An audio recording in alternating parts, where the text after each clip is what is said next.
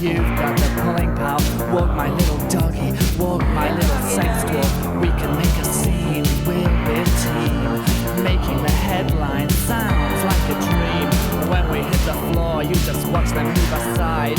We will take them for a ride, alright. They all love your miniature ways. You know what they say about small boys.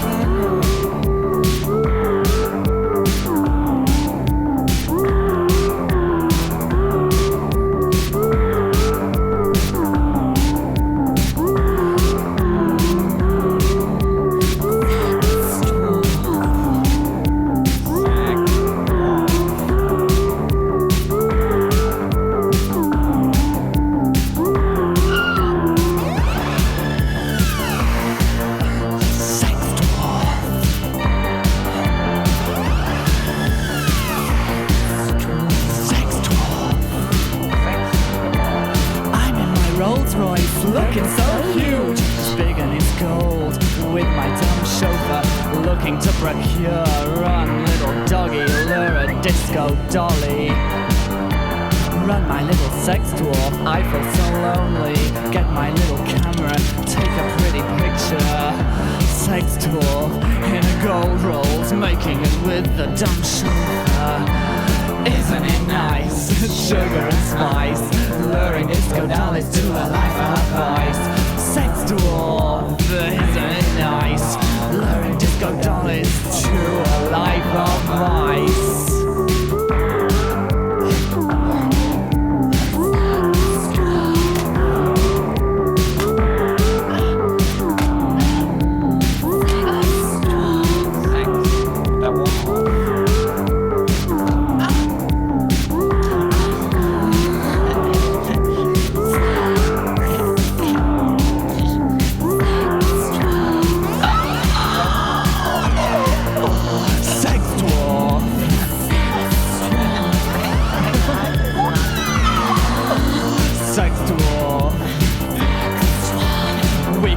Outfit for my little sex dwarf to match the gold rolls on my dumb chauffeur.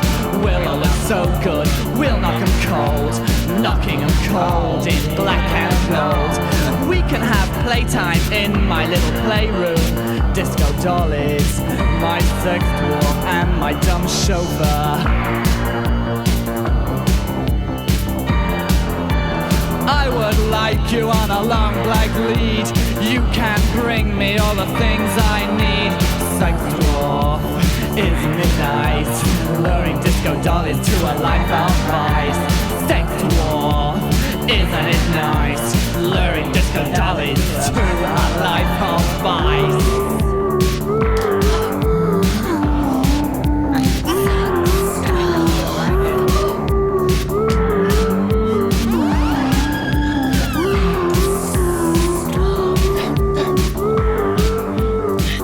Alright everybody, welcome to Vinyl Resting Place. Thank you Wonkno for the raid. Thank you David Banner, Nurse Goth, Mark Delight, all the DJs that come before us on Monday. Welcome to Vinyl Resting Place. Again, welcome Raiders. Our guest tonight is Espen Kraft from Norway. Yeah, thanks for having me. You are welcome. And so I learned about you through watching YouTube videos because you're an expert on all things synth and you're a musician. So looking forward to hearing your music on this show. Yeah, it'd be nice. And again, thanks for having me. And thanks for watching my YouTube channel and my content there. I love it. You are one guy that just says it like it is. And, you know, these synthesizers suck. Your synthesizers suck. I love it.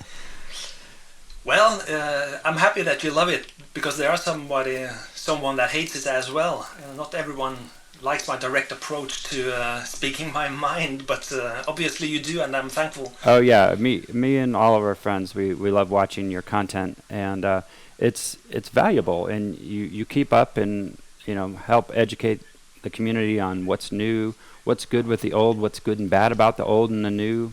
It's great.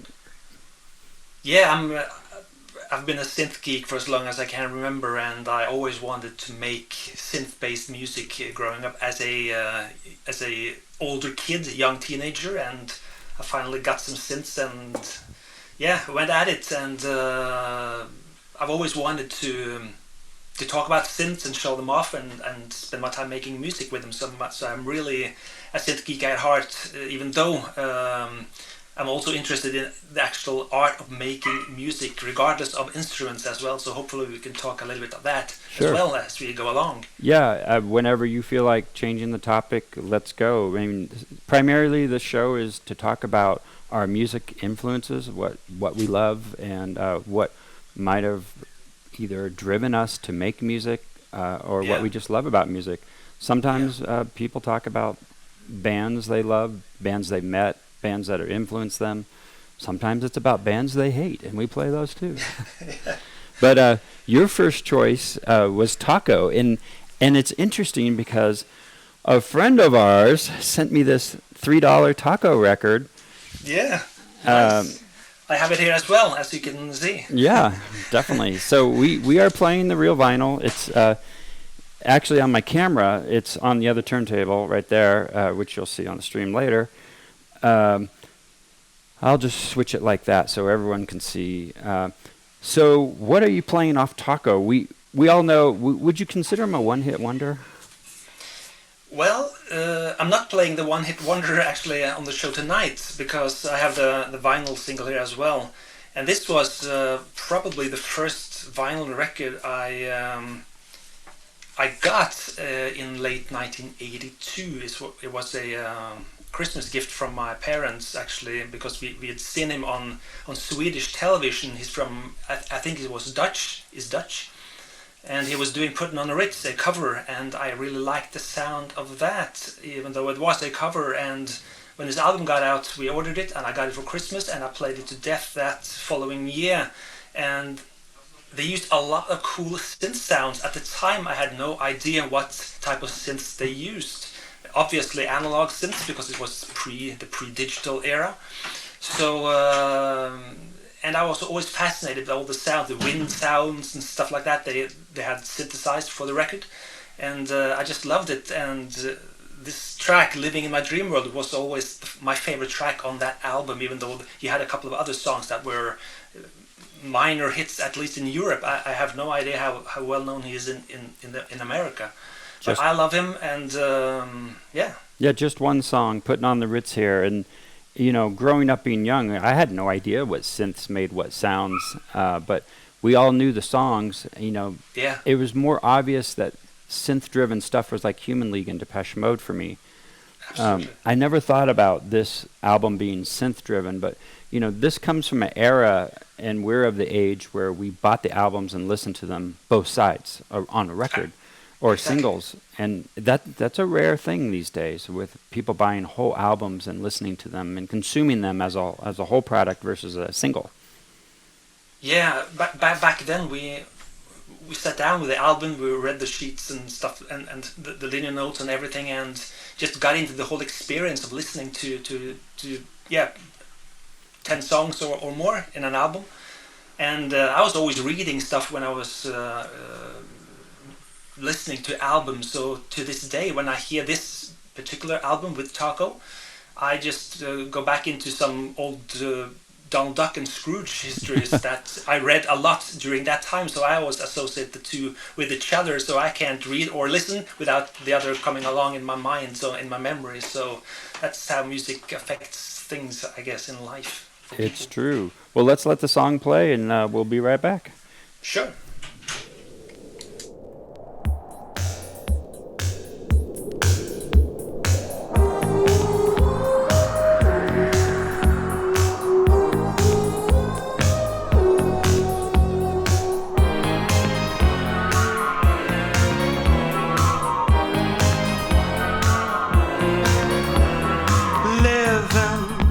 My dream world, memories of yesteryear, visions of Garbo, that old piano, those golden years are right here. I love them, living in my dream world.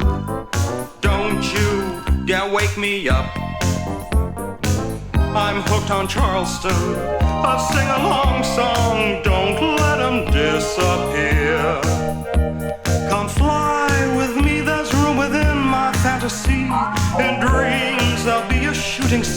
for you and me. I'm not nuts now, honey, so take a chance.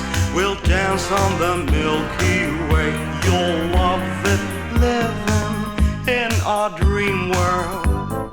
Moonlight serenade, two lovers spending time, never ending. Honeymoon escapade, together living in my dream world. Twilight, toi et moi. Conquer the dance floor till we can't take more. Notre plaisir d'amour. Come fly with me, there's room within my fantasy. In dreams I'll be a shooting star for you and me. I'm not nuts, so honey, come take your chance. Romancing, dancing, dear, it's magic.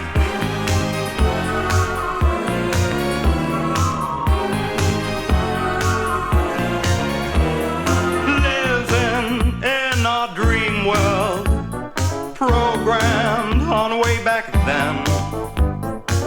You'll be my Harlow, I'm Valentino. Tear up the town like them. They love us, living in my dream world, destined for the past. Don't like the 80s, living on babies, big brothers watching you. Don't trust anything in my dream world. Why did things go wrong? Computerizing and analyzing, destroying my favorite song.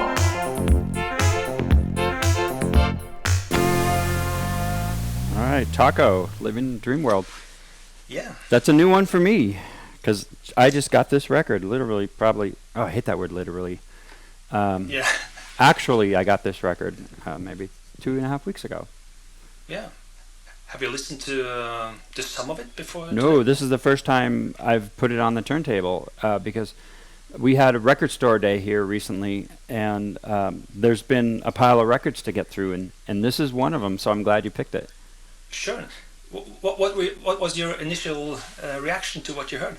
I think it's in line with putting on the Ritz. It has that sort of 20s to 40s kind of sensibility to it. And Yeah. you would probably know better than me, but because you probably did the research, what is he doing on his microphone to get that sound? Is he affecting his vocals, or is that just his delivery?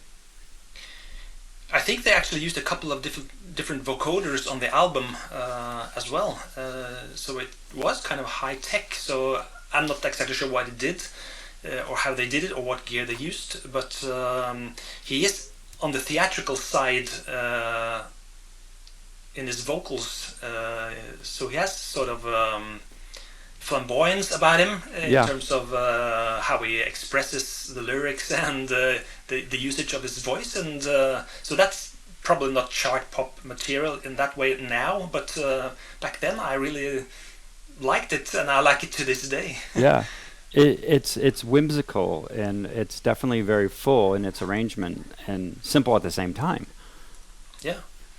Yeah, I will give it a listen. Usually I consume music while I'm working as a graphic designer, so I will work late over at the desk, and I'll just put it on, and that's how I do it. Yeah. Music has always fueled either work or a hobby. Yeah. I think that's how it is for a lot of people, actually. Yeah, and then in the car too, but it's harder to listen to whole albums in the car unless you're on a trip, because you get all these little moments, like a 10-minute drive to work.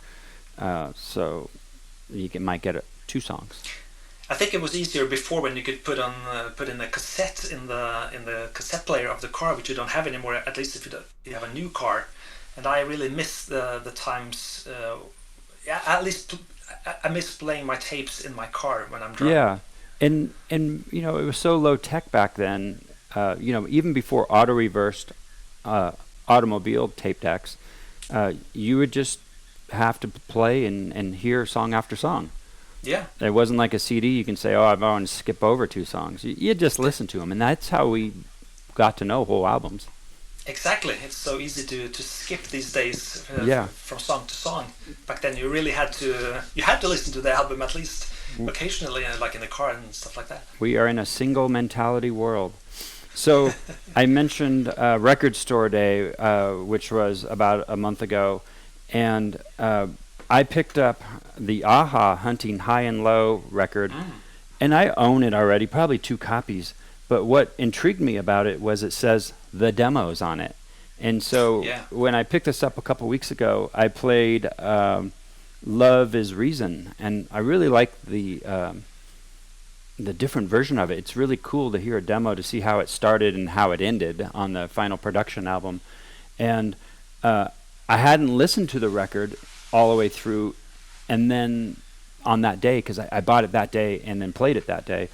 But I wanted to hear what they did with their most famous song, Take On Me, and I hadn't listened to it until tonight. So this is it. This is the first time I'm playing this, and Cool. I thought I would start with that song because I already did one of the lesser known songs when I first played it. But tonight we are going to hear the demo version of Take On Me, and here it is.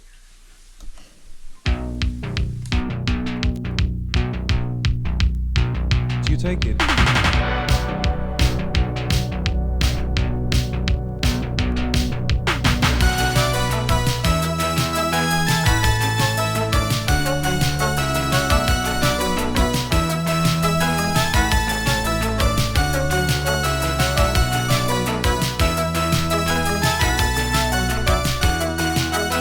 Talking away, I don't know what I'm to say. I'll say it anyway. Today's another day to find you shying away. I'll be coming for your love, okay? Take on me. Take me on. I'll be gone in a day or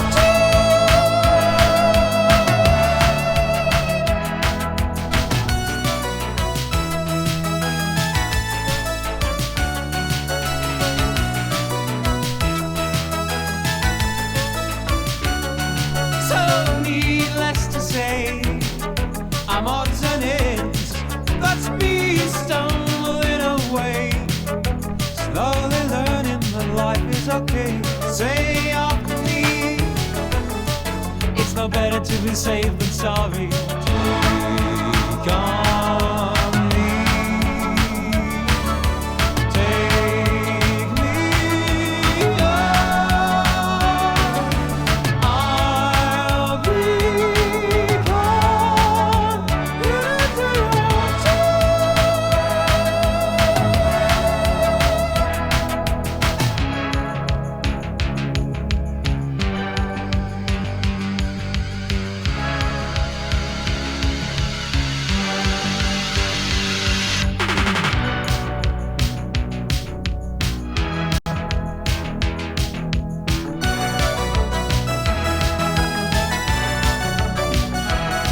or things that you say, is it libel just to play my worries away? You're all the things I forgot to remember. You're shying away. I'll be coming for your love, okay? Take on me. Take me on. I'll be gone in a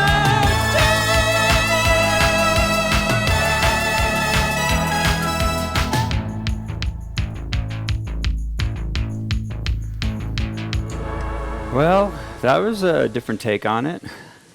Absolutely, and as a fellow Norwegian, we love our Aha, of course, and that song has a very interesting story, as probably a lot of you guys watching and you as well might know, but it went through many different versions before it became that hit that everyone knows it as, and I actually prefer the first single release produced by Tony Mansfield over the Alan Tarney production that came and went to the top of the Billboard charts in '85, because I think that first commercial release is a lot closer actually to their demo here than the Alan Tarney production, which I also like, but I really dig that Tony Mansfield with all his Fairlight synth experiments and sampling and that James Bond type of sound to it. I always liked that version best, but it flopped, and luckily they recorded it again and it became a hit that it rightly deserves. What a difference a day makes.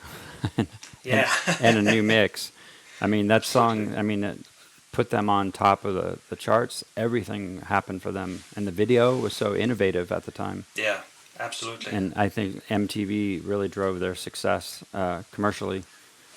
Yes. But I liked hearing that raw version. You can hear kind of the roots, the impetus of where it started. Yeah. And you could hear the range of Morten Harkett's vocals, which were really impressive even back on this raw demo. Exactly, and he can hit those notes. And you probably played that lead live before. I mean, you messed around with it, right? Sure, everyone has. Yeah, and I did a cover band thing a number of years ago, and sometimes we play it when we're out. And it's a fast one to play. You got to have some chops to play that one, fast and accurate. Yeah, you can't play it not accurate because everyone will hear it, and it's done on the Juno 60, Roland Juno 60, as you probably know. I see you have the Juno 106 behind you on the wall there, and that's the newer version of the Juno 60. It can do basically the same sound as the 60, and it's a classic synth, and it's so fun to hear them using it on their biggest hit. Yeah, I mean that patch, it just pierces through the mix. It's so recognizable. And the Juno 106 was not my first synthesizer ever. I'm not sure if you've ever covered that. I don't remember you ever talking about your first. My first was a Yamaha DX100 because that's all I could afford. Yeah. And then a Korg Poly 61 without MIDI. Mm-hmm. And then the 106, which I got from a college roommate for $200. Yeah, well, I've never done a video on my first synth because I've never had that first synth while I was doing videos on YouTube. But I have mentioned it occasionally in different videos. My first synth was the Akai AX80, actually. I remember that one. Yeah, which is a sort of 106 inspired synth, 6 voices, and yeah, pretty much the same parameters to tweak. But it is a 2 oscillator synth, and it always left me cold even when it was my first synth, so I sold it eventually, and I can't see myself buying it again unless someone delivers it on my doorstep for free. Then I'll take it in and do a video about it. Otherwise, let bygones be bygones. Yeah, well, put the word out. Maybe somebody will deliver it on your doorstep. I'm grateful if someone does, because then I can actually do a video about it. That would be fun actually, since it was my first synth. You never forget your first synth. No, it's a famous saying. You always remember your first. I think they were referring that to sex, of course. But from a synth nerd point of view, yes, you always remember your first.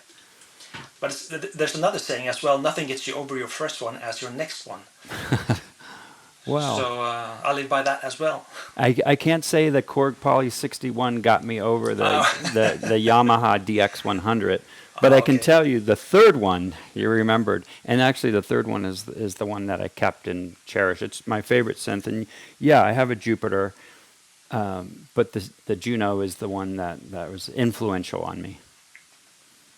And rightly so. It's a classic, epic synth in its simplicity. Oh, and leaning next to it, which I forgot to tell you about when I gave you the tour before we started streaming, is a JX8P. And I have the programmer for it, and there's just no room on the wall for it. And most people come over and they say, oh, look at this big blank wall right here. Why don't you just extend the synths over onto that wall? And I'm a big fan of negative space, not just visually, but in music. You know, right? They say music is what happens between the notes. Absolutely. And That's my the most important studio thing. is what happens between the walls. Yeah, yeah, exactly.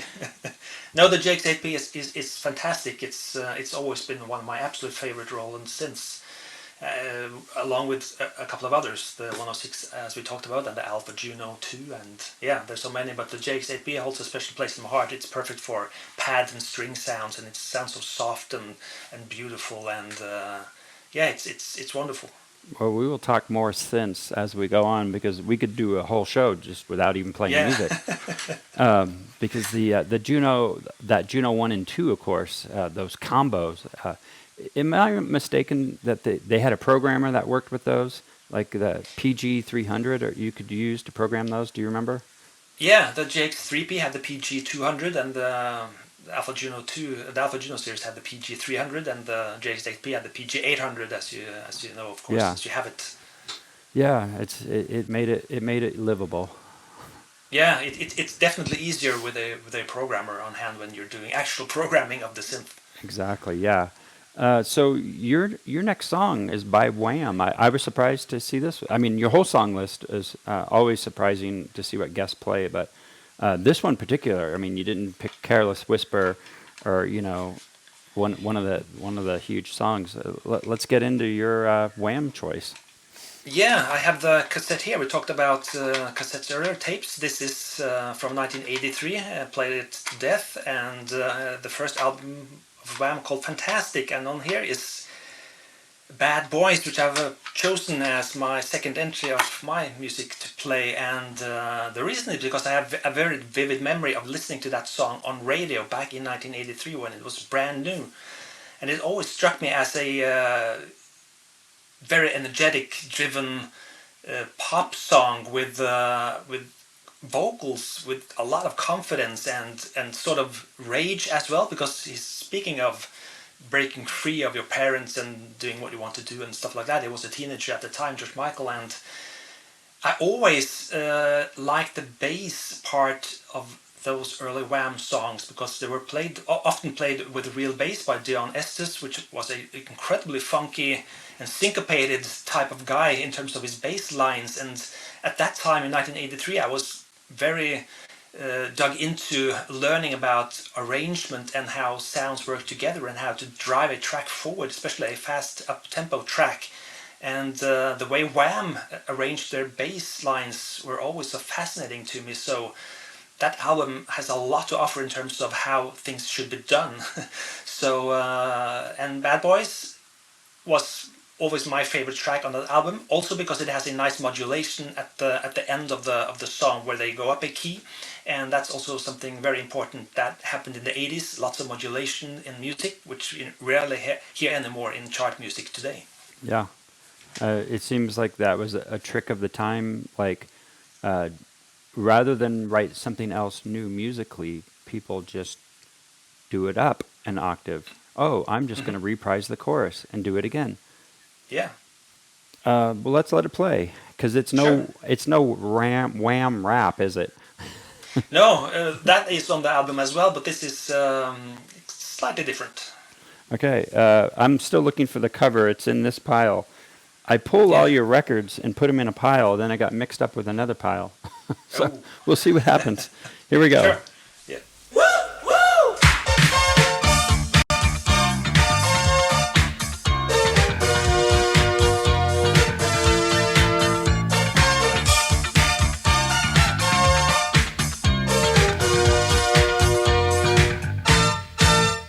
Dear mommy, dear daddy, you have plans for me. Oh yeah, I was your only son. And long before this baby boy could get to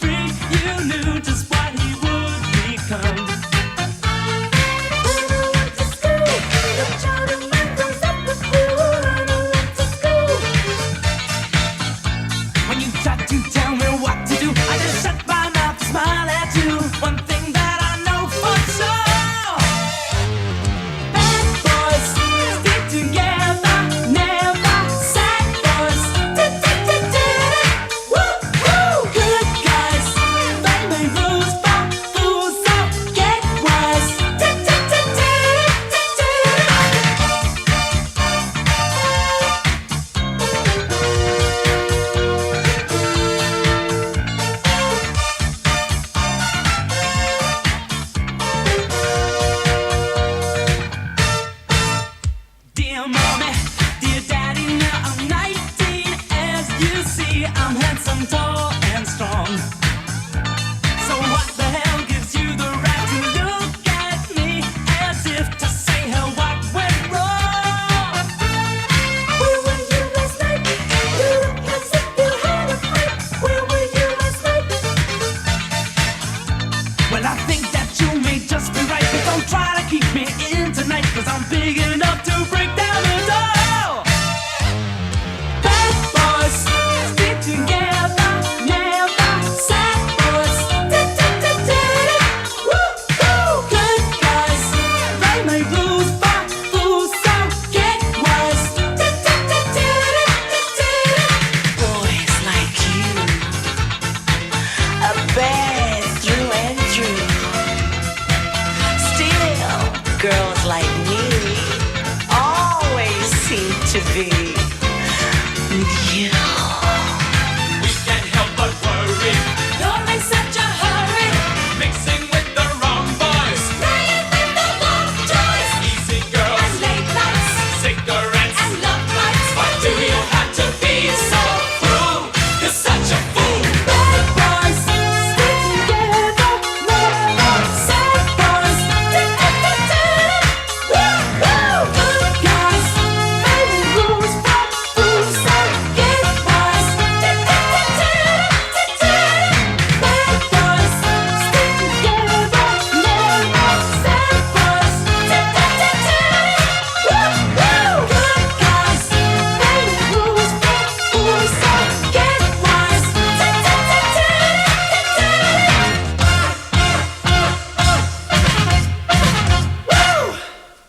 And listen to those stabs at the end of that.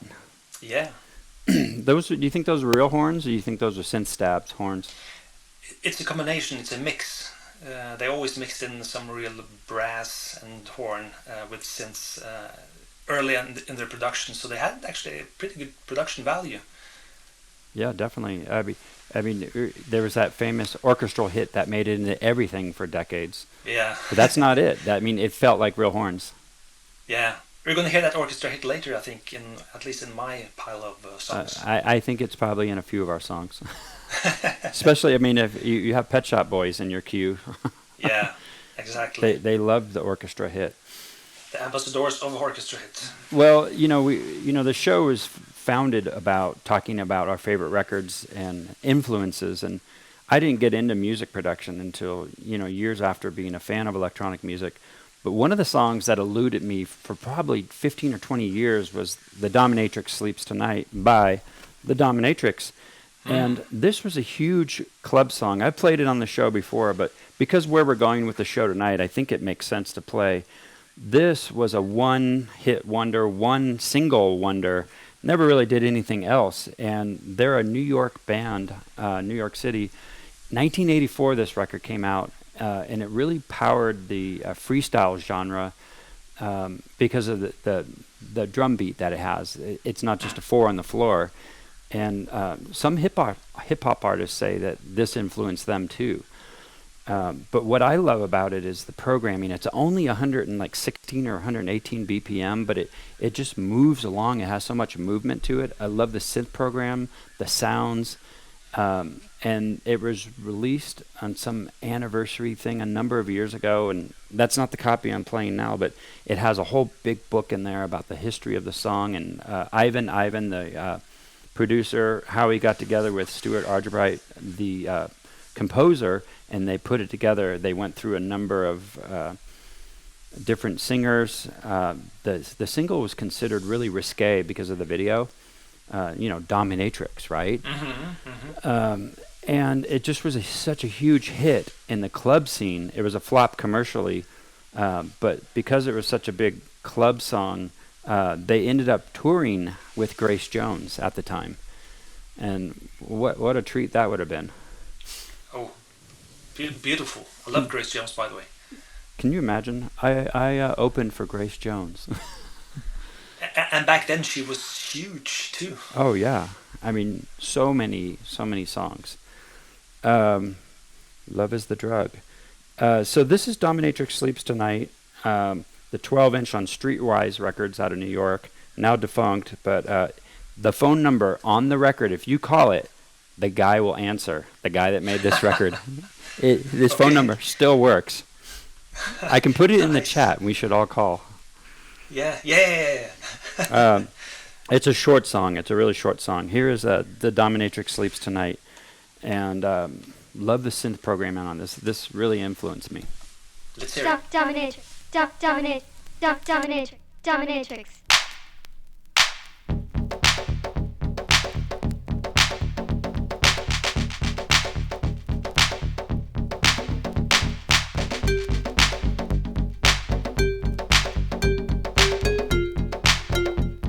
Dominatrix sleeps tonight.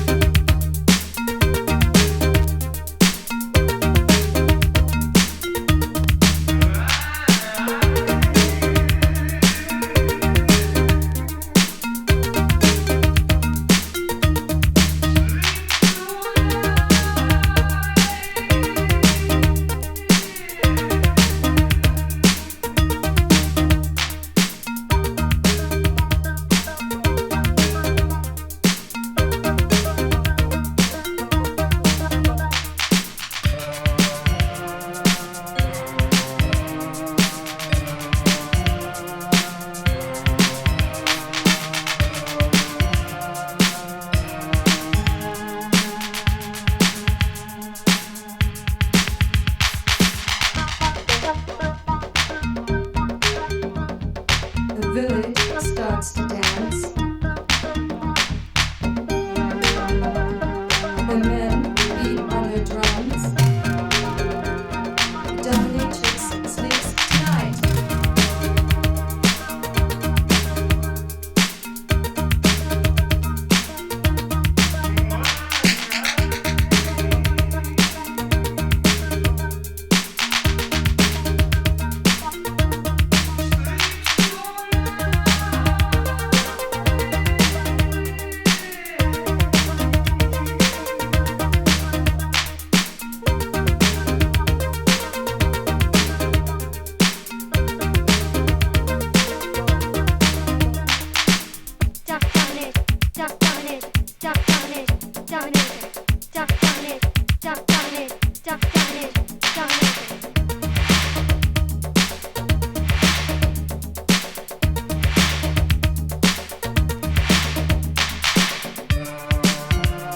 That night, a wild party.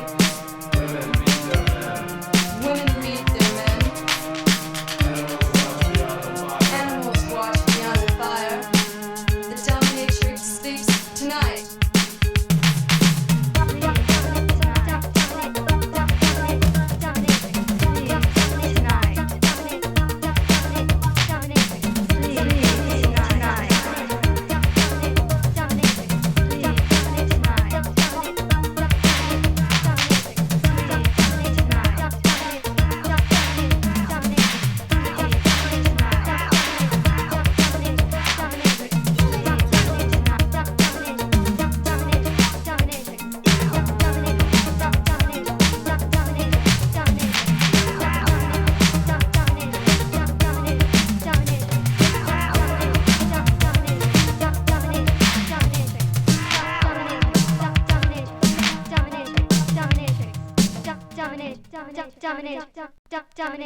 Dominatrix.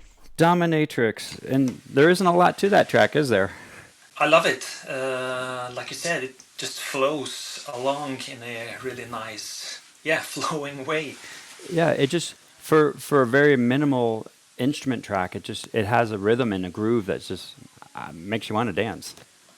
I don't know the history of the production, but do you know what type of drum machine or drum machines they used for it? I don't remember 100%. I'd have to have it here, and I should have researched it better before today. But I believe they mixed Simmons electronic drum kit Yeah. with a drum machine.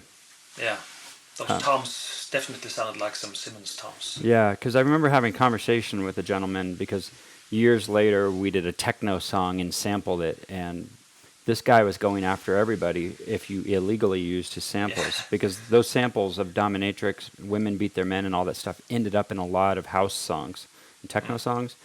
And so we paid him $1,200 to legally use those samples. And so he gave me some of the history, talked about it, and sent me a copy of it, unopened, along with some stickers and some other things, a poster, Cool. which Cool. the sticker's around here somewhere, stuck on something. What was that song featured in Grosse Point Blank from? Yeah, it was in 1997? a few movies. Yeah. If you're looking online, there's a wiki page about it that talks about the movies. So yeah, I think it was in more than one movie. Yeah, I That's guess what so you're too. learning. There was a lot of actually lots of cool songs in Grosse Point Blank, because you're going back to the school disco. If you've seen the movie, you probably have. Yeah. And even Aha was playing in that movie actually. Yeah, it probably remains in my top 10 favorite 12-inch singles of all time for dance music. Yeah. If we say country music, that's a all different thing. But for dance music, club music, it just grooves along so well, and Yeah. it sounds faster than it is. I think because of the programming. Yeah, and yeah, absolutely. You can Well- always double the tempo in your digital audio software and have the drums play at half speed, and you can take some liberties with the quantization and stuff like that. So that's really interesting topic to discuss actually. Yeah. I mean, I generally there's some things. I mean, I slow things down to play more complex parts and then speed it Yeah. back up. And it's always better than I can do in real speed. That's the way to do it, and we did actually. I remember that too. Oh yeah. I'm trying to think. I could pull up a song that utilized that, and you have some of your own music you want to share with us. But your next song is Alphaville. Yeah. But maybe after that you can introduce one of your songs, Sure, that'd be nice. and only if it has double speed. Yeah, I'll think about that one. Yeah, you have a dog back there. Yeah, you can hear it. Yeah. It's my it's our Shetland sheepdog. It's going at it at the kitchen I hear below. They're like, give me some outdoor time. Yeah, but that's exactly why he's barking, because at this time he's usually getting his 1 hour trip in the woods here. Aha. So you're saying you live in the woods? I do. I'm surrounded by trees and wolves and elks and ponds and stuff like that, and we You're- love to visit those places on a daily basis. Me and my dog, and there's the rest of the family as well. And I'll put a link to your YouTube channel in the chat. But I mean, usually on your videos, you can tell that the room that you're in is kind of a steeple, and you can tell that it's a top floor, Yeah, like an attic. Absolutely, and some people like to think that I'm a 6-year-old virgin living with my mother in her attic, and that is insanely amusing to me actually when people, try to be rude to me by saying something like that. But it is an attic actually. I have my studio in the attic of the house, so it's a lot of fun to read comments on that occasionally. Yeah, this is also the third floor of our home. And it's the first time I've ever had a studio above ground. And it's nice to be able to look out and see green and light. Yeah. I love it. I couldn't stand living in the city no more, so we just moved out on the countryside and we never looked back. And what large city are you closest to? We're 2 hours southeast of Oslo, the capital of Norway. So we're not up there with the fjords and stuff like that, which Norway is famous for. So it's very flat where we're living here, but it's very nice scenery, and we're really digging it. My wife is actually from the places with the fjords and stuff like that. So she's from another part of the country. I'm from around here, somewhat. Okay. Around here. Down the street, Yeah. down the road. Yeah. Well, your next record, Alphaville, let's get that on. What do you Yeah, want? I have it here as well. Of course. And Alphaville, yeah, they're a German band, as many of you know. They came out in 1984 with Forever Young, the album, and the hit single Forever Young, of course, which I'm not gonna play. But I always liked Alphaville because they had a sort of seemingly simplistic arrangement to their songs, but there's a lot of things going on, and they often start out with just a couple of instruments, like the track I'm going to play for you, Victory of Love, the first track on the album, just some bass and some drums and a very low vocal, almost bass-like vocals, and the beat is kind of cool as well, and in the middle of the song it just turns over and becomes something else entirely, with the vocals going up an octave and it just takes off, and I always liked that song, and there's a lot of cool things happening in the Alphaville world at the time, so Victory of Love is definitely a song I like from that album. Okay, well, let's let it play, and we'll talk about it some more, because I got to see them live just once. I'd love to hear your thoughts if you've ever seen them live. Here's the song. The song.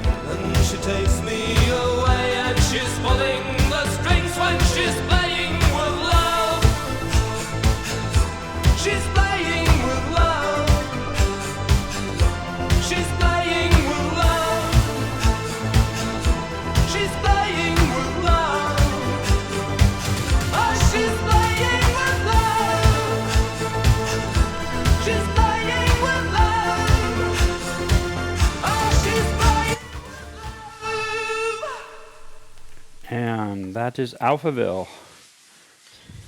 Yeah. When did you see them live? It must have been 8 years ago Okay. in Okay. California.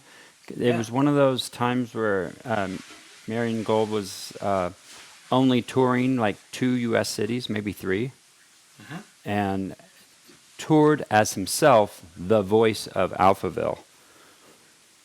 And I'd never seen him live, and like you know, I grew up with this record, every Yeah. song, every note.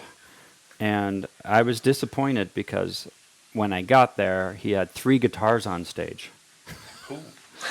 And so the synth purist in me was like, where are all the versions that are similar? So he made them like rock versions.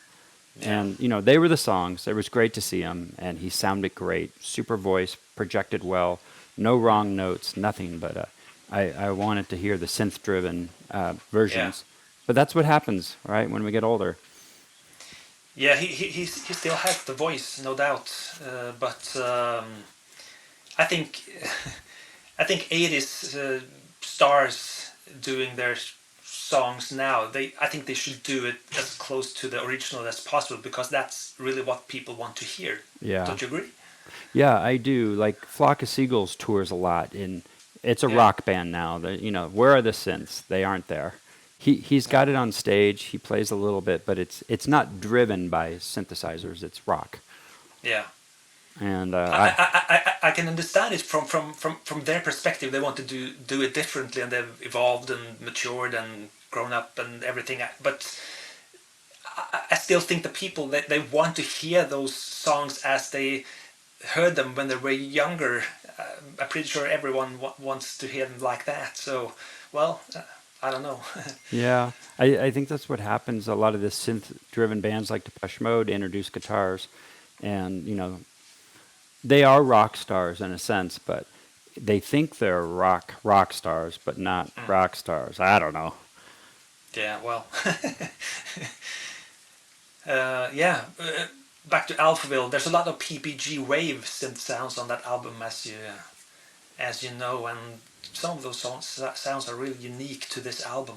Yeah, and you know, I remember being a kid listening to it and just so intrigued by those sounds. Yeah. And zero knowledge of how they were made. We didn't have the internet back then.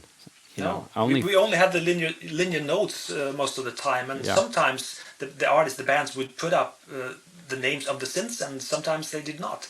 yeah. I mean, some bands would list every piece of gear they had in their Yeah. liner notes, and some don't. The new age artist Suzanne Ciani, you know, she's a big Buchla fan, and she always listed every synth in her albums on the back of them, starting with her first one, Seven Waves, and always been a fan because of that. And you're like, oh, that's what that is.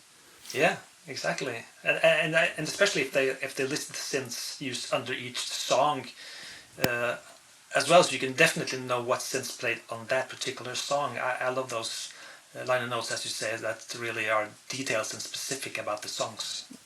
Exactly. I had Clive Farrington from Win and Rome on Yeah. a number of weeks ago, and he talked about his first synth was a Casio, and because he heard it, I think, on a trio record or what was it?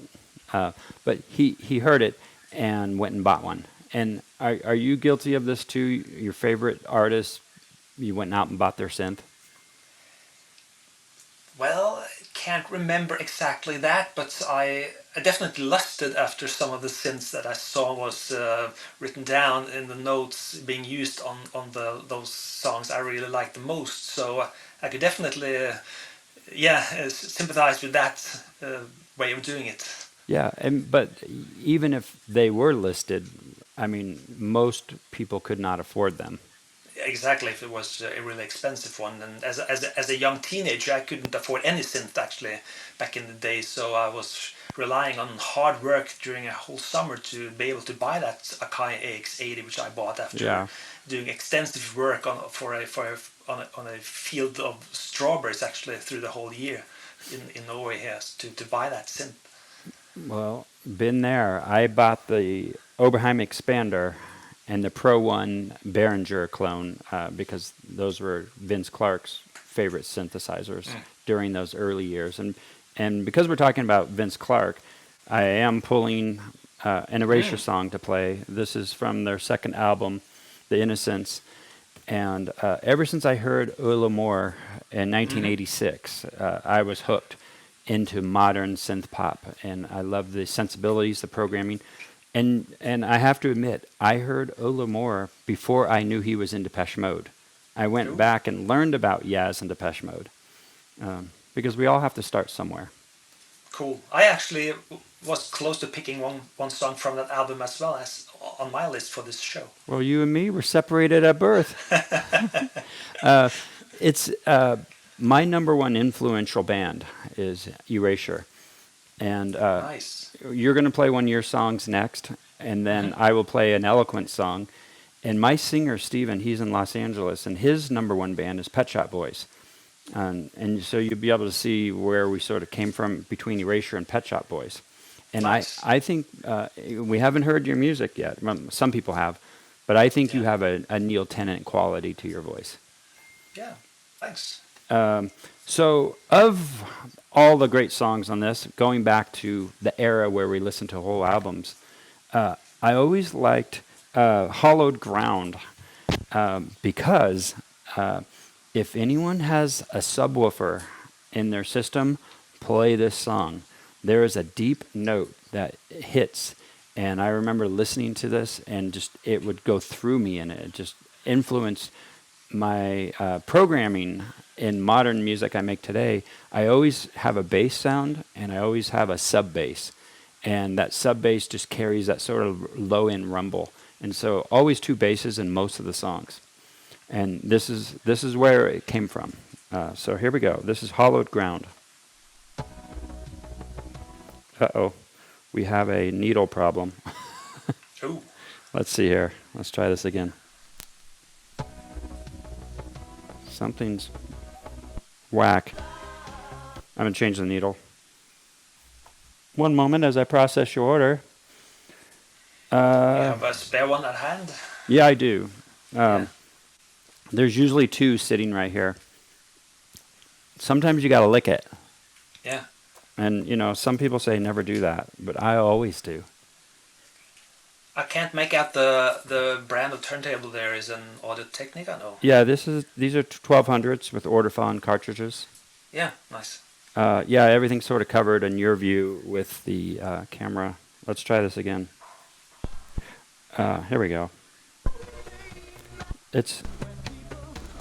There's something going on. Let me try the other turntable.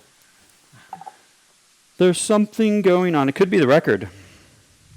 Because, sometimes it is, right? Absolutely. But I previewed it in my headphones, and it was fine. But here we go. We're going to try it on turntable and see if it helps. No, it's still messed up. It's the record itself. It must be the record. So no hollow ground for you. Okay, I'll have to put on my own copy here afterwards. Yeah. Instead, I think I will grab something random from the list. Let's go with a newer album by Erasure. And I am just going to grab something random. This is Tomorrow's World.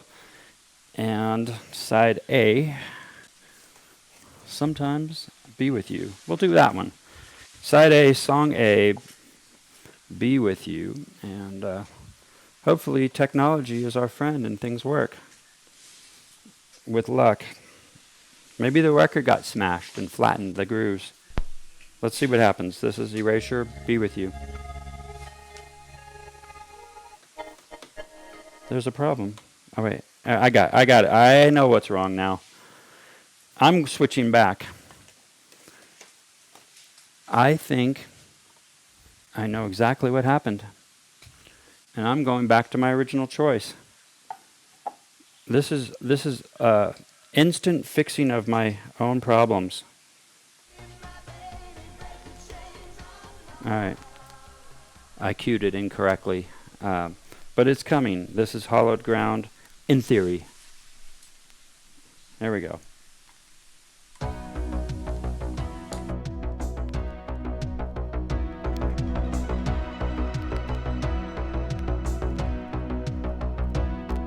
Everybody's intent on killing someone. The streets are closed and there's a kid on the run.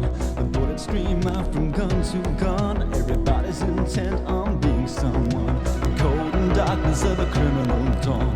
Wrapped in blankets, gotta keep ourselves warm. A child in the arms of a teenage mom. Who'll be there? Who'll be the next victim of the criminal dawn? Old friends meet on the edge of town, sharing conversation, hoping things will soon get better while their children meet. Got the world at their feet, not knowing what's around the corner. Are we living for an uncertain future?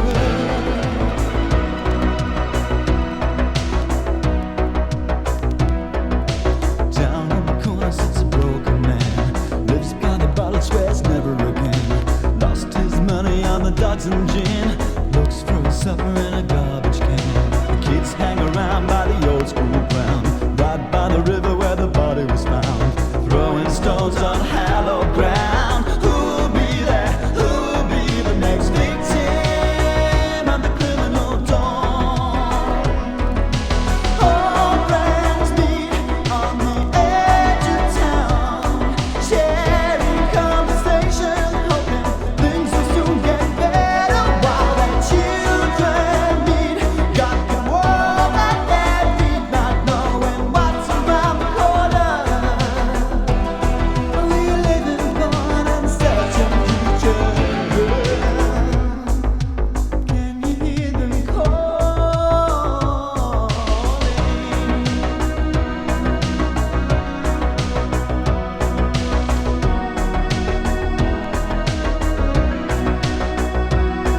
In the cold and darkness of a criminal dawn, wrapped in blankets, gotta keep ourselves warm. A child in the arms of a teenage mom. Who will be there? Who will be the last victim of the criminal dawn?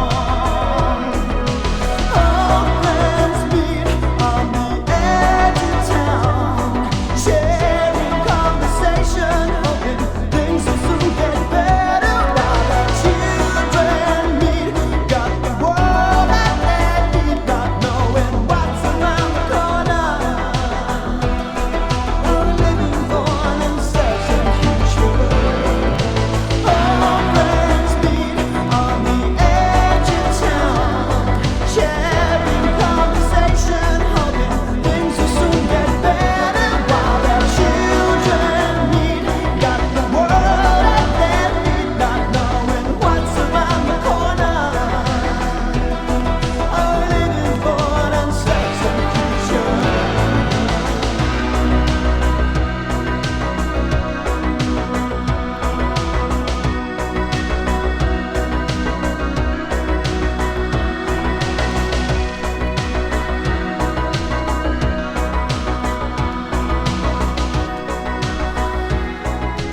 All right, that is Erasure Hollow Ground. I figured out I had a wrong button pushed on my mixer, a duck button. Okay. It happens. I just moved this mixer and it must have been bumped by mistake. My bad.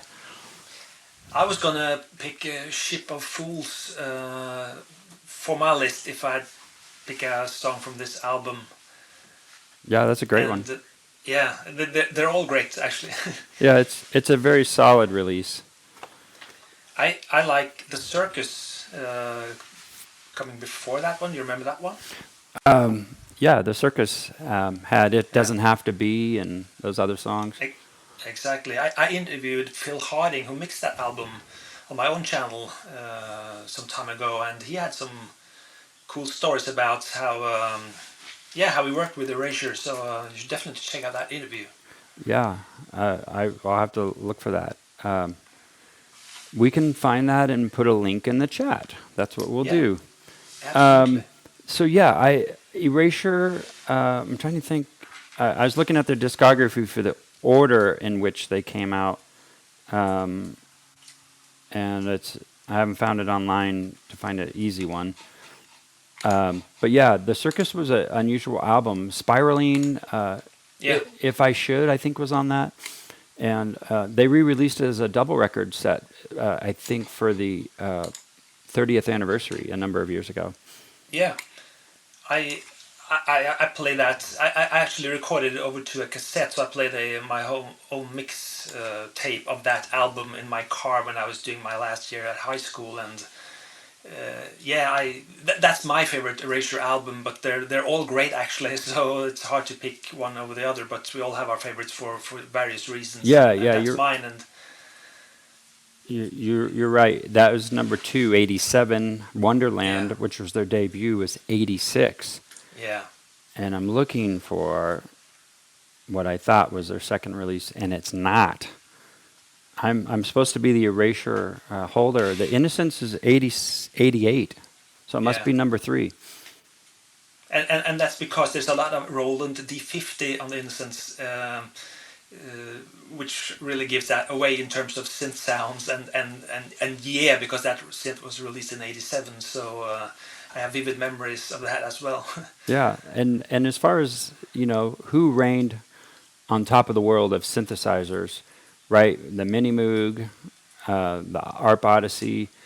Who was first? Like the DX7 was before the Roland D50. Yeah, DX7 came in 1983, so it's 4 years prior to the D50. And then the D50 knocked that out of contention, and then was the M1 after that, or Yeah, you can see there are 3 giants in the world of early digital synthers. There's the DX7 from '83, Roland D50 in '87, and just a couple of years later came the M1 from Korg, which really knocked both of them out of the park at that time.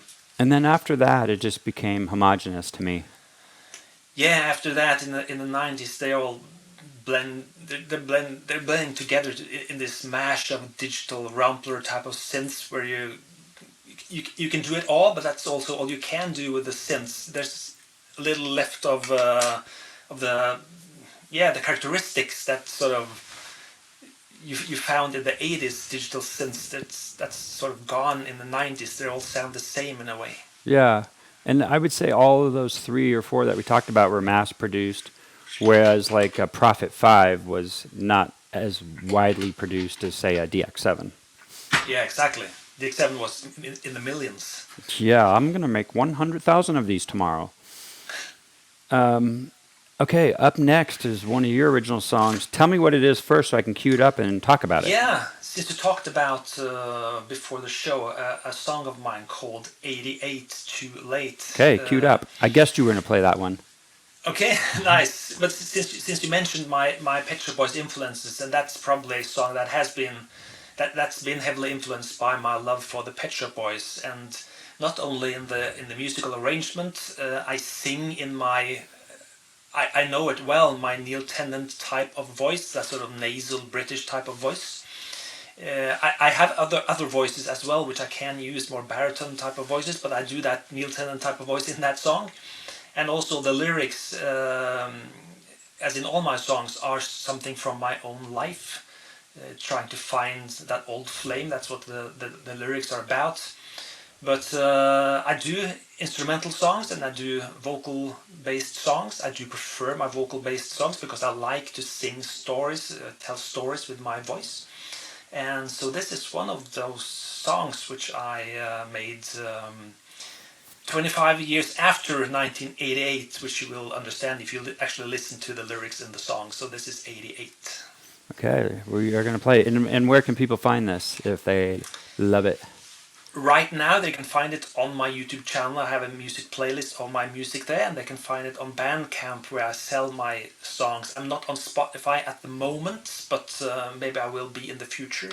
Okay, I will put a Bandcamp and YouTube link in the chat in a moment once I start the song. Here we go.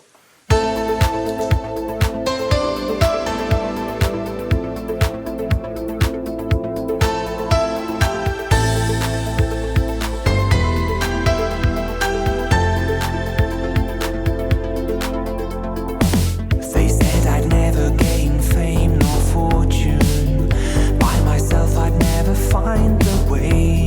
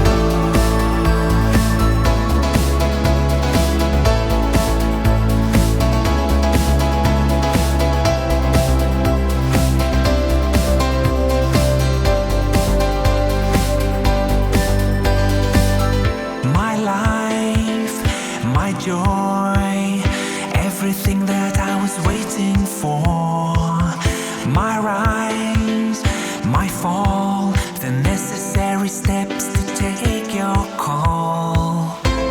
Searching for the sounds of 88, but finding I was 25 years too late. Looking for the sounds to make it through, hoping to restore my life with you.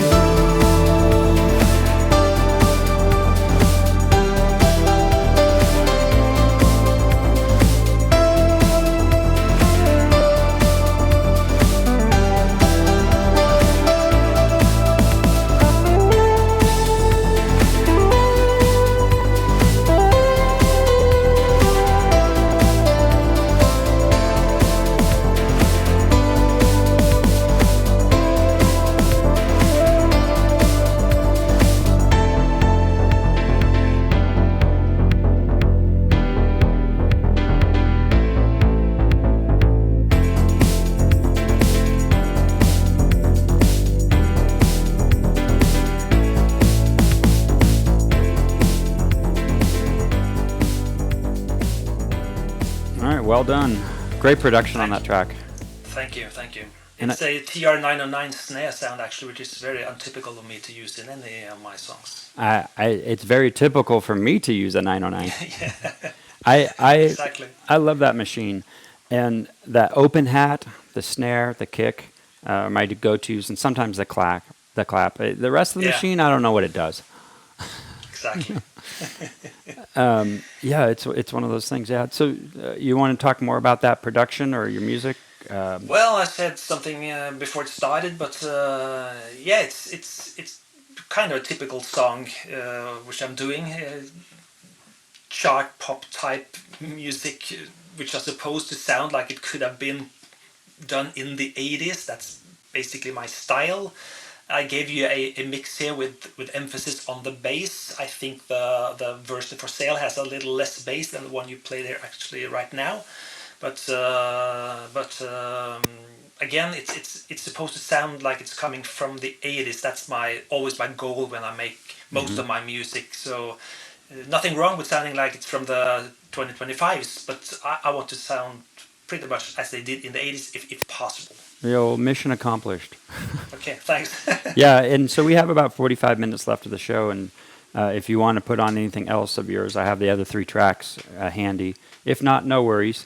And we probably won't have time to go through all of your lists. So if you skip around, Sure. that's fine. Otherwise, I'll just keep going in order. I'll let you know. Yeah, if something changes, let me know. It's easy to change. I mean, the record takes a second to pull up, but they're all here in theory. Yeah. So up next is my act, Eloquent, and my singer, Eloquent Steven, is in the chat. And he was just here about a month or so ago, and we finished our 11-song new album. I think it's our 6th studio album. And this song is called Vanishing Act. And this is not the finished mix because we're still working on backing vocals. But here is a rough mix. It's song number 5 or 6 in our new album, Vanishing Act.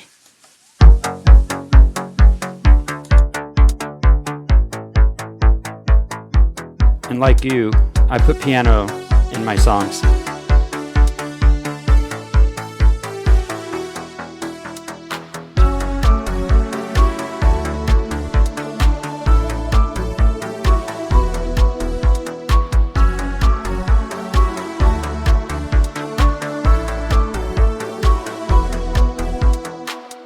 Was it something I did? Was it something I said? All you really got to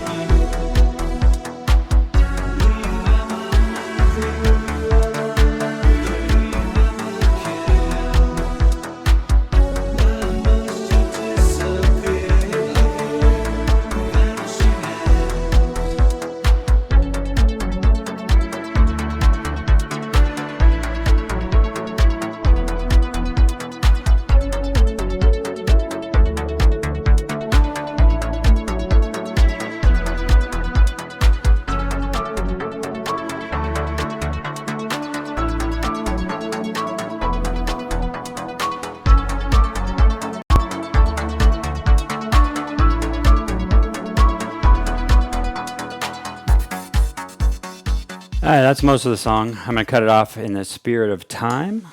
That is called I Band. like it. Oh, thanks. Stephen, like I said, his major influence is the Pet Shop Boys. And I don't know. I've never heard that song before right now. I immediately got some kind of German synth pop vibes from it, like Camouflage, mixing in with some Alphaville and maybe a little bit of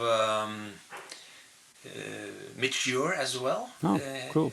In a way, that's the feeling I got. It's very transparent and kind of sounded simplistic in a good way to me. I like it. Yeah, I think this album, after doing a number of them, we've stripped down the production and made things fewer parts. I'm really guilty of cramming more crap into songs and just keep adding more melodies on counterpoint, and Yeah. so we simplified and took things out after I messed them up.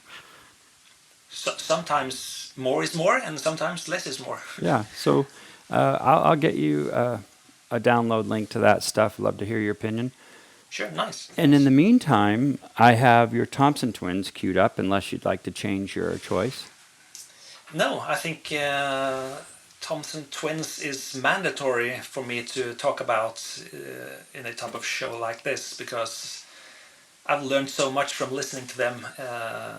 Apart from just loving their music, there's so much to dig into when it comes to the Thompson Twins, both the history of the band and the way they made their music and the arrangement and production, and Tom Bailey's voice, and especially the way he layers synth bass, which is very, very important to me in my songs. Synth bass, and the way he always went in at the end of the production and laid down new bass lines for all of the songs with his Obrime OBXA, with his custom patch, which no one else at all had like him at that time. You'll find no other band with that type of synth bass like you find in the Thompson Twins songs from 83, 84, 85.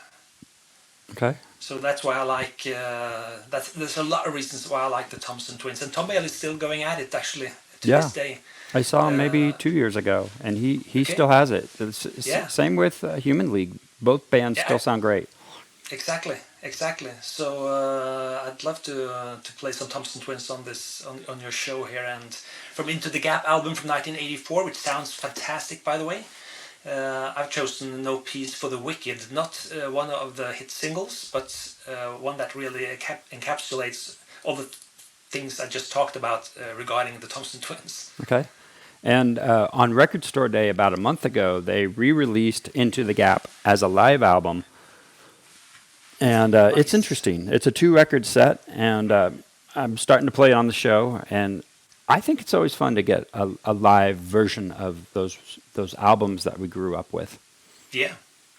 So if anybody's interested and Into the Gap was a favorite record, you can find the live version out there for Record Store Day from April. Here is the original record, though. Do you have yours? Did you hold it up? Did I miss it? Of course he has I didn't hold it. it up, but I can do it now. I have it right here. There it is. All right. Yeah. We are. And actually, they're actually listing also the synths they're using on this album. There's a lot of Prophet 5 on this album. And Dave Smith, rest in peace. Yeah.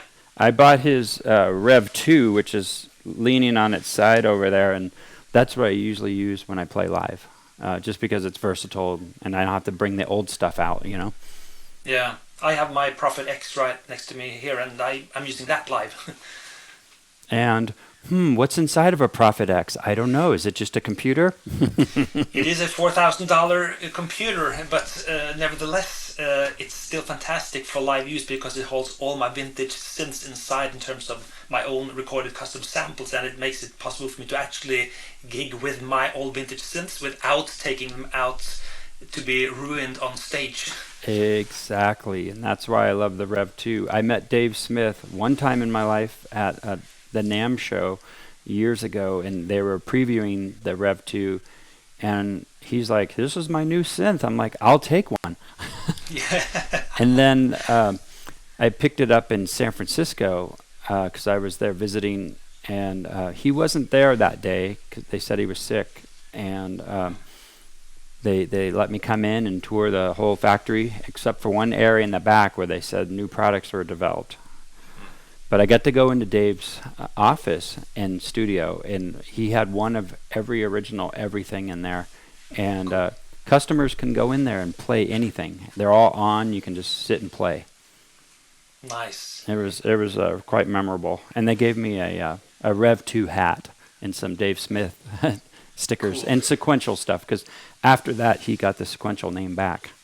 Yeah, I know. You should definitely check out my John Bowen interview on my channel as well, where he talks a lot about his early stuff with Dave Smith and how he came to make the presets for the Prophet 5 and all those, a lot of geeky stuff as well. So highly interesting video to watch if you're into the history of sequential. Yes, please. Okay. Okay. Add the link in the description or the chat. Okay, will do. I will add that. Here is Thompson Twins.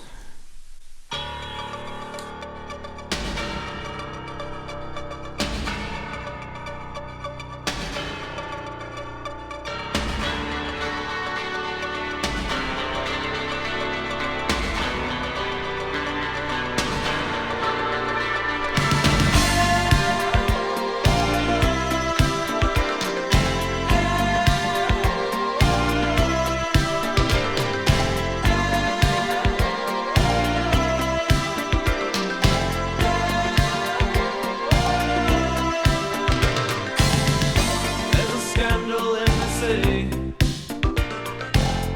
Lots of rumors flying round. I gave them all my money. What I lost they found. Sometimes I think they're madder than houses having tea, setting up the situation to destroy the scenery. No peace for the wicked. We're dancing till we drop. No rest for the wicked, and we're all too scared to stop. Oh, can't you see the trouble causes me much pain? 'Cause I don't understand. Why should I stand out in the rain? Sometimes I think they're madder than houses having tea, setting up the situation to destroy the scenery. No peace for the wicked. We're dancing till we drop. No rest for the wicked, and we're all too scared to stop. No peace for the wicked. We're dancing till we drop. No rest for the wicked, and we're all too scared to stop. Satellites spin through the air, suffragettes are everywhere. When the headlights hit the street, gonna knock you off your feet. Satellites spin through the air, acrobats of atmosphere. Maybe love will disappear. I wonder if you really care.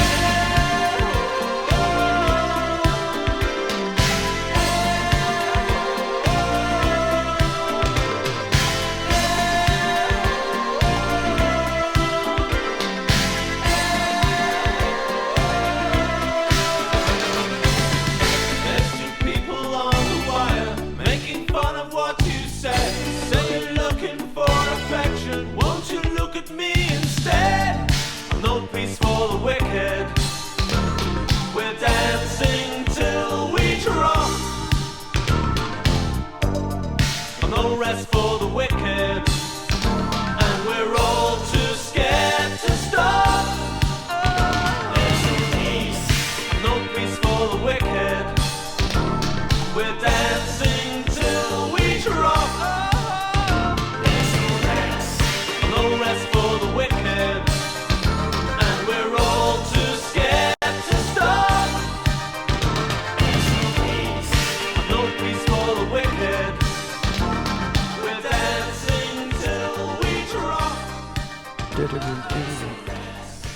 Maybe you know the answer, I don't. Why are they called the Thompson Twins when there are 3 people in the band? Good question. They are called the Thompson Twins because of Tintin, the 2 detectives. Aha. So that's where the name came from. Now we know. I did not know that. No, ta-ta. I always like, there's 3 of them. Why are they called the Twins? Yeah, but Joe Leeway, the bassist, he left after a while in the mid-'80s, so they were left 2 people actually that way, and they made a lot of records. Even in the 90s, they changed name also after the Thompson Twins, and they're called Bubble. I don't know if you remember. They made 2 albums as that constellation as well, and it sounds fantastic, that act as well. Yeah, definitely. And I love seeing him live 2 years ago. And of course, he's touring as Tom Bailey now, not as Thompson Twins. But that's okay. So my shirt from the show says Tom Bailey. Yeah, but I think we talked about that earlier in the show. But I think I haven't seen him live, but I've seen him live on YouTube with his act now, and I think he plays the songs pretty much as they should be played now as well. The right way. Yeah, the right way, and that's I salute him for.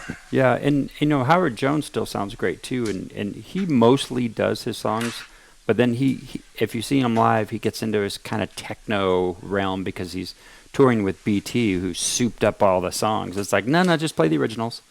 Yeah, I love BT, by the way, so it's fun that you mention him, and I like that Howard Jones has gone into, like you're saying, he's doing different kinds of things all the time with his arrangements. Sometimes he changes the piano stuff of his songs, and sometimes it's techno, and he's doing some with the bassist and stuff like that. So he's all over the place with his songs when he tours these days. Yeah, and I haven't ordered his piano solo album yet. It only recently came out. It's on my list to buy. I'm curious to see what piano compositions he came up with. Yeah, if you remember back on Band Aid, Live Aid in '85, when he played just one song, what song was it? Hide and Seek, on just the piano in front of 90,000 at Wembley. That was a moment. I remember I saw it on TV at the time, live. I should look for that video and play it on a future show. Yeah. That leads me. I told you I didn't have any plan on what I was going to play, but as you're playing stuff, I'm pulling things, and I want to play Heaven 17 because we were talking about Human League earlier, and as most people know, listening, Martin and Glenn Gregory defected from Human League and started Heaven 17, which is a whole story in itself, where I think they didn't think Human League was going to make it after they left. Yeah, if you watch the Since Britannia documentary on YouTube, you get some of the insight on that story, and you're right, they didn't think Human League would make it, so they that's not the whole story, but they formed Heaven 17, as you're saying, and they sure had some success of their own as well. Yeah, definitely. And, I'm not going to play their big hit. I'm going to play We Live So Fast because this was the first 12-inch I ever bought, and it's lost somewhere in my garage. But I did find the 45. So we're going to play the 45. And it must have been a month or so ago when In Rome was on the show. Clive mentioned a lot of Glenn Gregory stuff, and I meant to play a 45 of his, and I only just found it again, so I might do that before the show ends, if not next show. But here is We Live So Fast, which, in my opinion, I don't think I would ever make a song this fast. This tempo, I mean, it's pretty fast. Yeah. Or sounds fast. It almost feels like I'm going to have a heart attack listening to it. But here we go.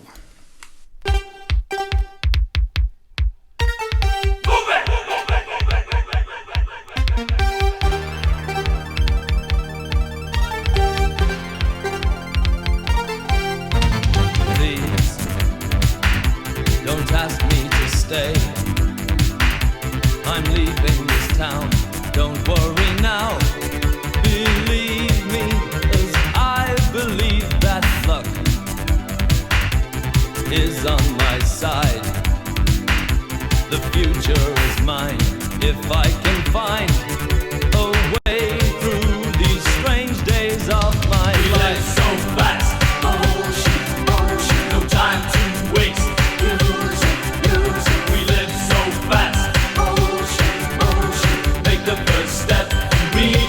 tomorrow. We live so fast. Motion, motion. We can't stand still. We live so fast. Motion, motion. Move out of my way. It's time to make it happen.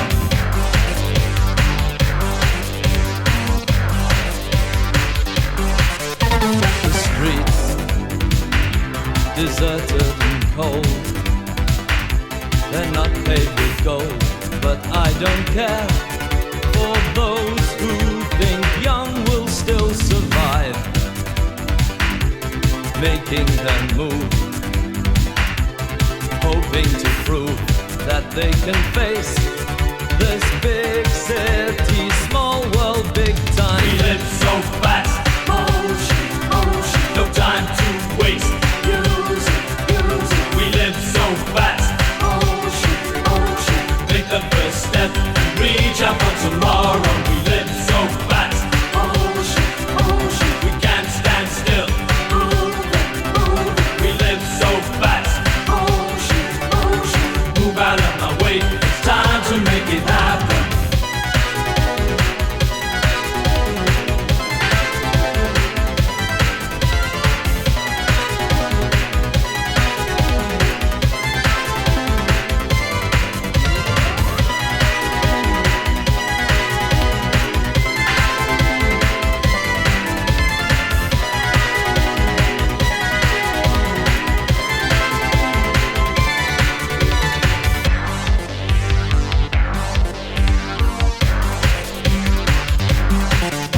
But now I know their ways. I found my place, saw their true face. There's nothing to stay for, so I'll go. I'll pick up the phone, still searching for home. We live so fast, alone but not lonely. I move on. Ocean, ocean. Use it, use it. Ocean, ocean. Move out of my way. It's time to make it happen. We live so fast. Ocean, ocean. No time to waste. Use it, use it. We live so fast. Ocean, ocean. Make the first step and reach out for tomorrow. We live so fast. Ocean, ocean. We can't stand still. I always thought they said bullshit, bullshit. I think the 12-inch of Let Me Down is also a very nice 12-inch from these guys. From that era. Yeah. You know, Let Me Go was certainly, I would say, one of their biggest songs. Yeah. And that's generally what the DJs play, at least in the States, when you hear Heaven 17. But these days, unless there's 50-year-olds at the club, they won't know it. Oh, yeah. But- And Temptation is also a nice one. Oh, from that yeah, album as well. Temptation. Yeah. Yeah. We're going to get to see them on the 80s cruise next February 27th, leaving out of Florida. There's a 6-night-long 80s music cruise, and Heaven 17 is playing that ship. Cool. Nice. So it'll be the first Very time nice. I ever get to see them live. You know I'm going to be bringing my records.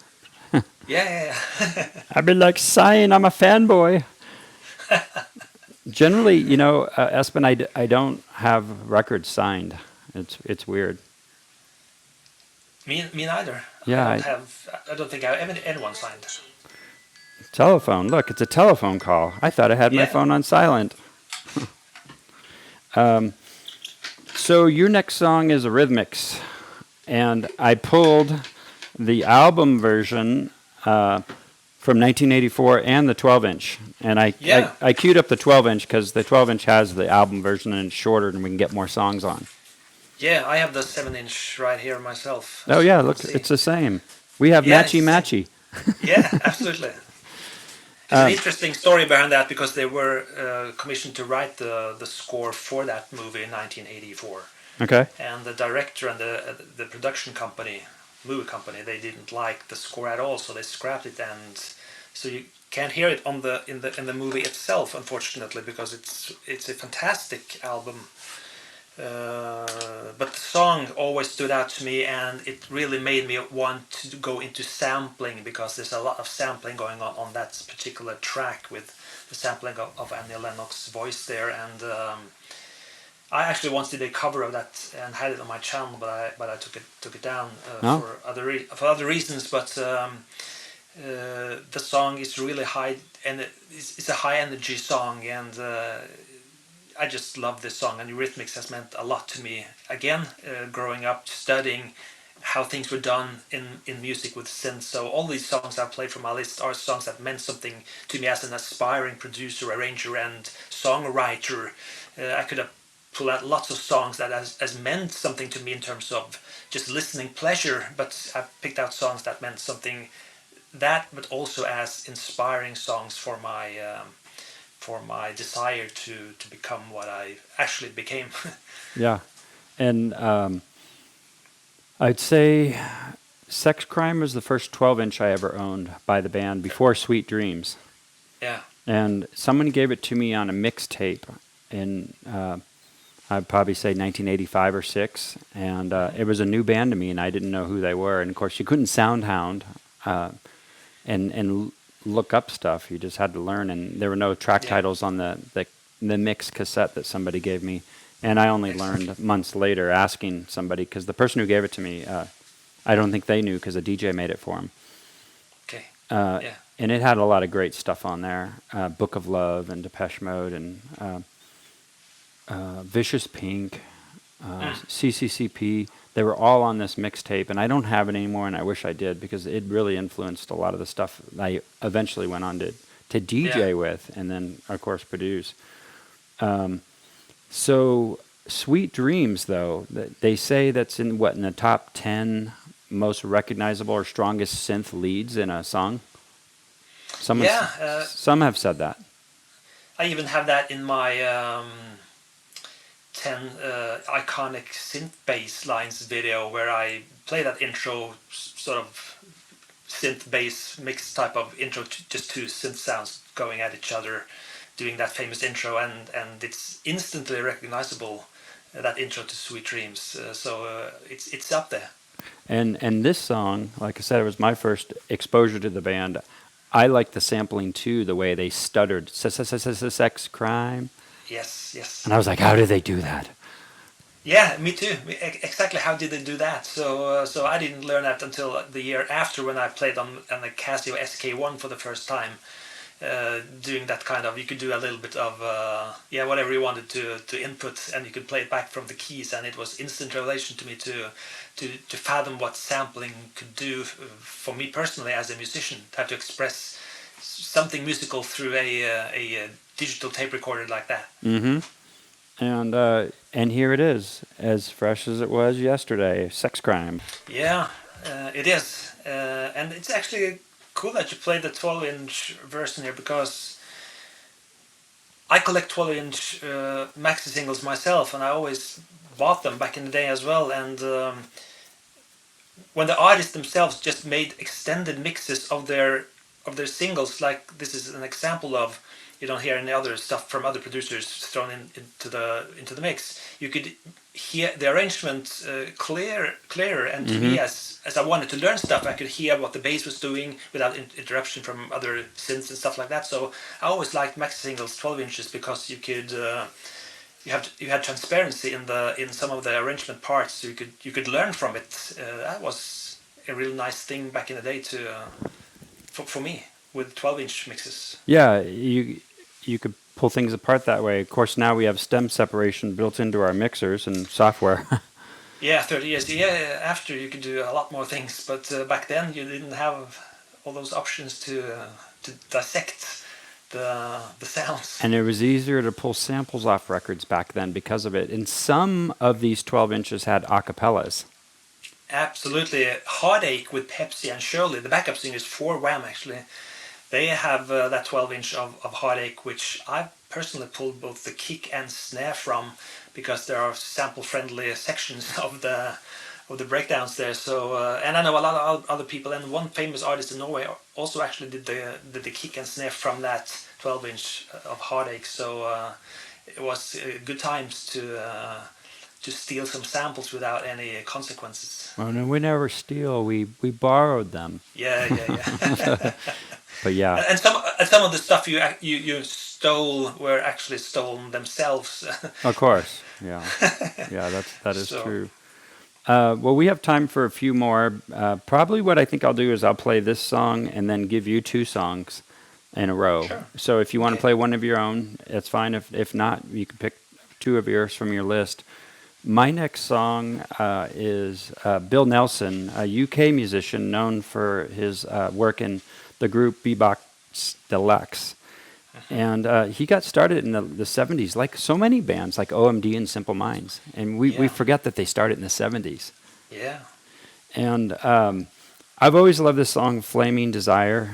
This is the 12-inch, and so I'm not going to play the whole thing, but there's just something to it. It's just iconic of the 80s for some reason to me. It just feels like the 80s to me, but not like the Book of Love or Erasure 80s. A little bit more alternative, a little bit more experimental. Here we go.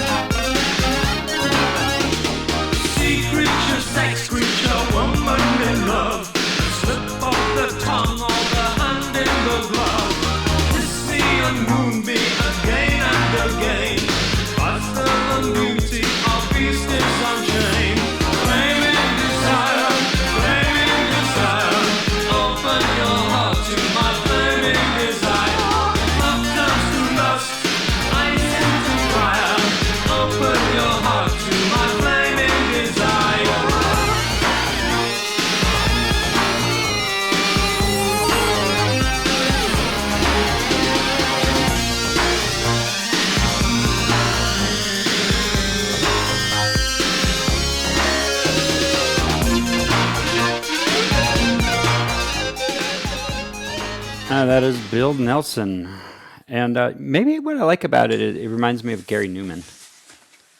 Yeah, the song is known to me. I don't know much about the guy, I must confess, but I can clearly see the Gary Newman reference there in a sort of even more glamorous way. Yeah, sort of. and a little bit punk rock. I mean, it doesn't really conform to the sugar-coated synth pop.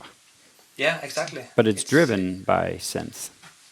It is, and I like the arrangement because it's slightly outrageous at times in a sort of decadent way, which I really like. Which you don't hear in many other artists at the time either. Actually, they're often more straightforward than this. Yeah, and maybe that's why he was known as Mr. Experimental. I'm not a fan of his previous band, Bebop Deluxe, but I just always liked that one because I think it fell into the 80s synth feel versus 70s rock. Yeah, exactly. Well, you have two songs that you get to end the show with, and I have the Human League queued, or anything else on your list I can pull.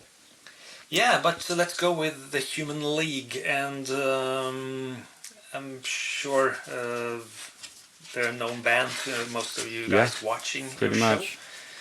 And then, But the one thing I like about this, I have a 12-inch myself here of Life on Your Own, which is the song I've picked for on my list here. And apart from being my favorite Human League song, single, it's also very interesting because of its contrived history, how they made that album Hysteria, and especially this song. They spent 2 months programming the Lynn drum just for this song, which is very simple, one of the more simpler songs.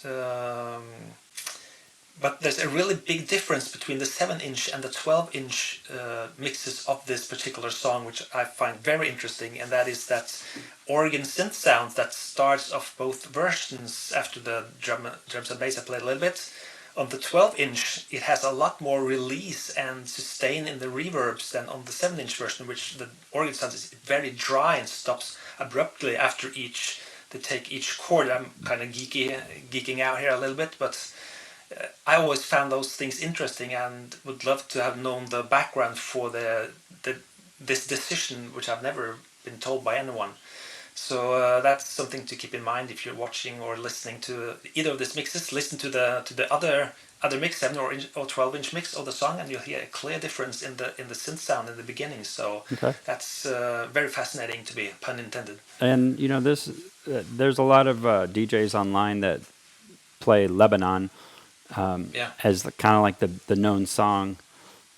This is a nice departure. And what can I load up after that so that I have it ready? After that, you can load up Mr. Howard Jones. Okay, you got it.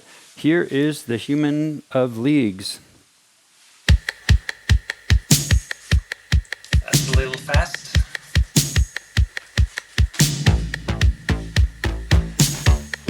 There you go, yeah.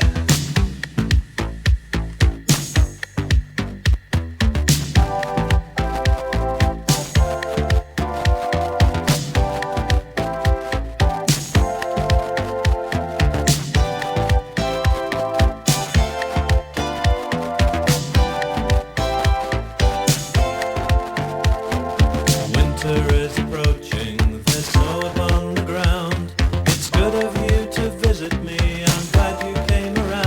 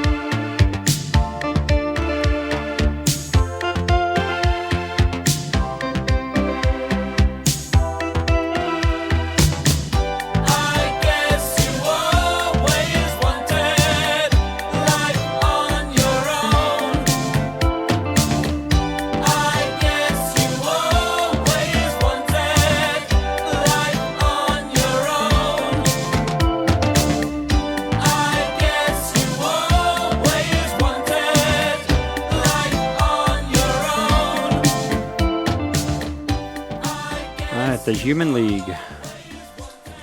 We'll call that a lesser-known song to the masses.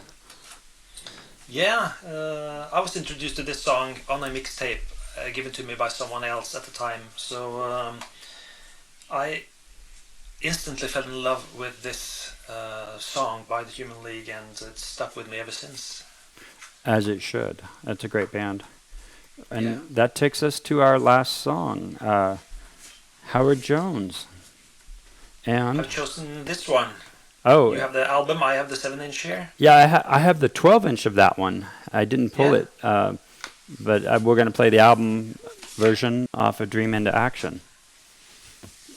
Yeah, I'd forgotten about that one. It's lost. yeah.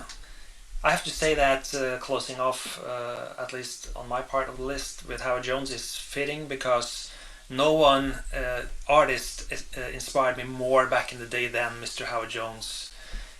Doing everything himself with his synths and playing the bass part with his left hand and synths with his right hand while singing at the same time, while operating the drum machines and programming between songs, live stuff like that. It just blew my mind, and Yeah. it was so inspiring. And I don't think he'll be offended if I say that he was not a naturally gifted singer at the time, just like myself. We just had to do it. And the way he phrased his vocals and his vocal timbre, the whole package just inspired me to try to go down the same route as he did. And when Dream into Action, the album came, and the first single, Things Can Only Get Better, it just blew my mind that it could top Humans Live, which came before that as an album. He sort of went a step beyond what I could expect, really, with the introduction of a bit more backing vocals, some electric bass in there, and just augmented all his synth parts, which were still dominant, and in a fantastic way. So Howard Jones is my all-time favorite synth artist. Okay. Definitely. You're number one, and definitely in my top 10 for sure. And all the hits that came off this, all the great songs. Yeah. Let's play absolutely. it, and we'll just talk about it afterwards, Yeah, or play sure. it. Oh, we could just play it. Shut up and play it.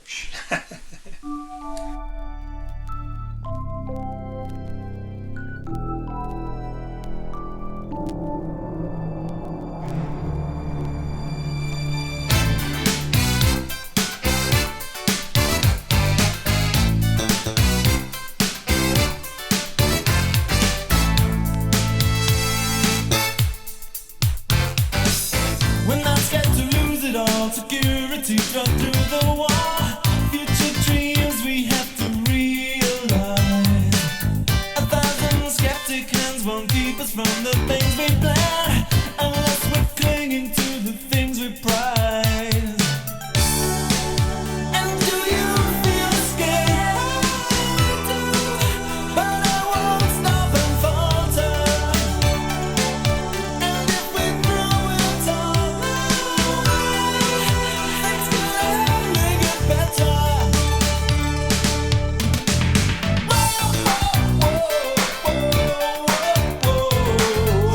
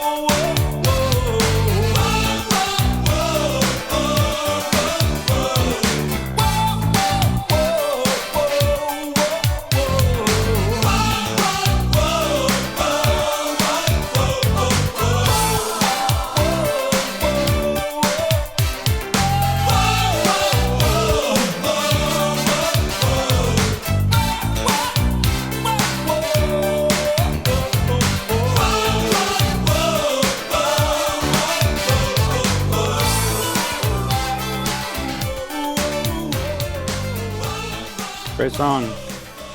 Yeah.